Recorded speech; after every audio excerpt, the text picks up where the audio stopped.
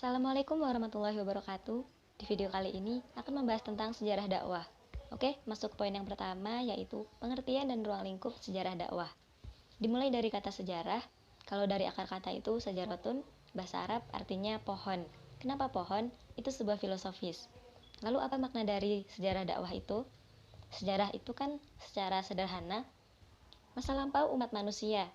Kalau sejarah dakwah adalah peristiwa masa lampau umat manusia dalam upaya menyeru, memanggil, mengajak umat kepada Islam, serta bagaimana reaksi umat yang diseru dan perubahan apa yang terjadi setelah dakwah dilakukan.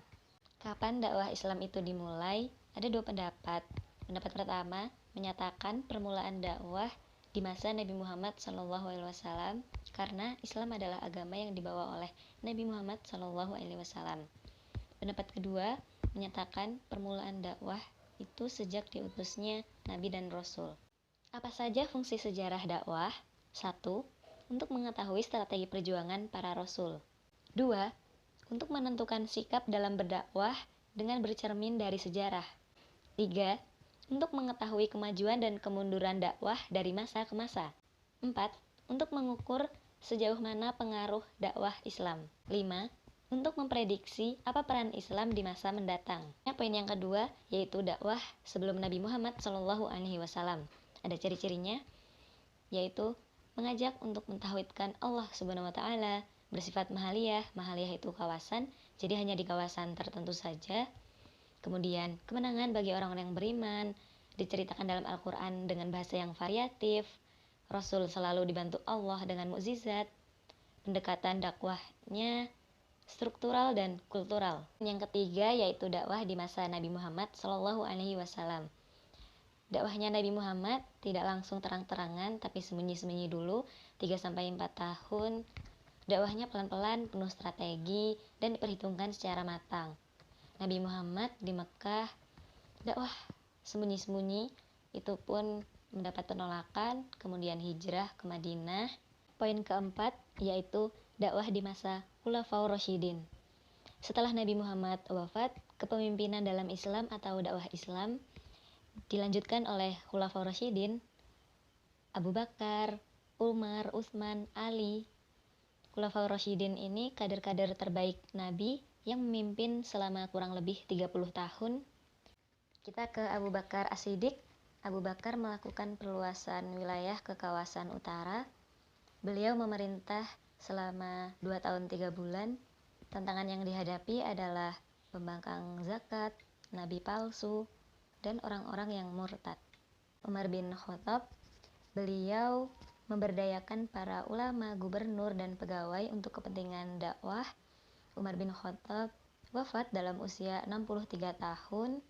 Beliau memimpin selama 10 tahun 6 bulan. Utsman bin Affan, cara dakwahnya yaitu mengajak masyarakat untuk hidup zuhud. Beliau membuat program-program lebih rapi, lebih terarah. Peluasan wilayahnya itu barat. Kemudian Ali bin Abi Thalib, beliau wafat di usia 58 tahun, dibunuh oleh Abdurrahman bin Muljam, seorang penghafal Al-Quran. Nah, jadi itu tentang Khulafaur Rasyidin. Dakwahnya struktural karena memiliki kekuasaan. Poin yang kelima yaitu dakwah di masa dinasti Bani Umayyah. Dakwah di masa dinasti Bani Umayyah berupa banyak hal, misalnya membuka wilayah baru, memakmurkan masjid, metode hadis, serta penguatan kajian hukum Islam. Setelah 90 tahun memimpin hampir 1 abad, dinasti Umayyah ini runtuh akibat moralitas yang rendah, pergundikan, miras, mabuk judi, kemudian korupsi, kerusakan di internal mereka sendiri, juga karena muncul kekuatan baru yang akan dibahas di poin ke-6, yaitu dakwah di masa dinasti Abbasiyah. Dinasti Abbasiyah didirikan oleh Abu Abbas As-Saffah pada tahun 132 Hijriah dan Abbasiyah berkuasa selama 5 abad. Masa keemasannya terjadi di masa Harun ar-Rasyid. Negaranya makmur, keamanan terjamin, luas wilayah terbentang dari Afrika Utara hingga India. Pusat kepemimpinannya itu di Baghdad.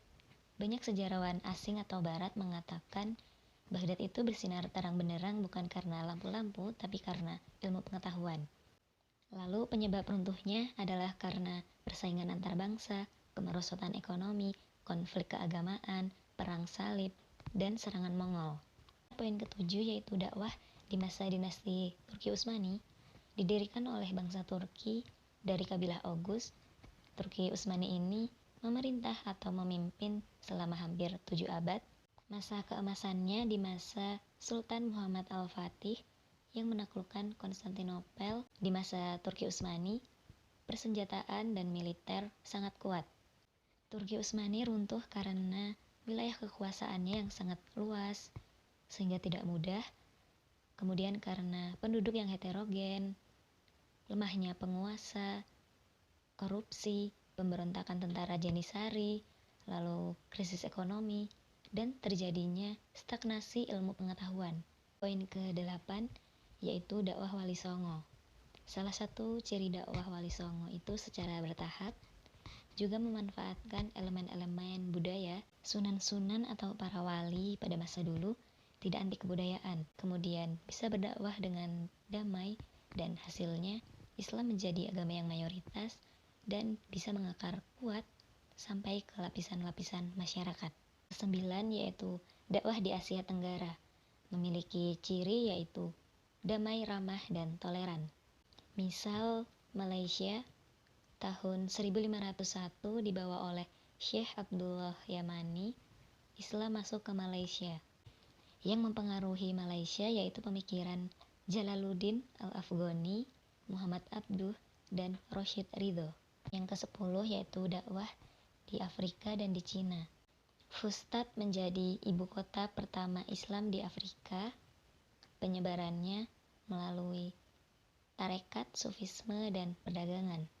Di Cina, Islam masuk melalui perdagangan, jalur kekuasaan, militer, pendidikan atau madrasah, dan juga pernikahan. Masuk ke poin terakhir, yaitu dakwah di Eropa, Amerika, dan Australia. Di Eropa, Islam masuk lewat Spanyol dulu. Panglimanya yang terkenal yaitu Tariq bin Ziyad. Ia membawa armada datang ke Spanyol yang kemudian mereka berhasil menaklukkan Spanyol. Di Amerika, Islam masuk dibawa oleh para budak dari Afrika.